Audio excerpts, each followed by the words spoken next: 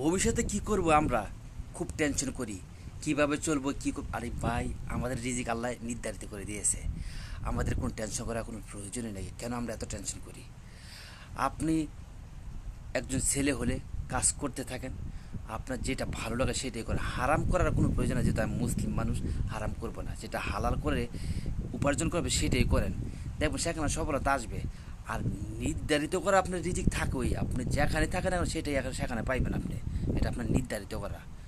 ওই রিজিক শেষ আর আগ পর্যন্ত আপনি মরবেন না, কারণ এটা নির্ধারিত করা, এটা কোনো আমি বলি নাই।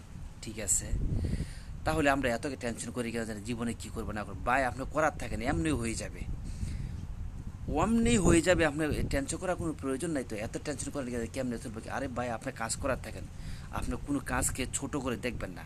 কাজকে ছোট করে দেখা মানেই আপনার জীবন থেকে সফলতা দূর হয়ে যাওয়া।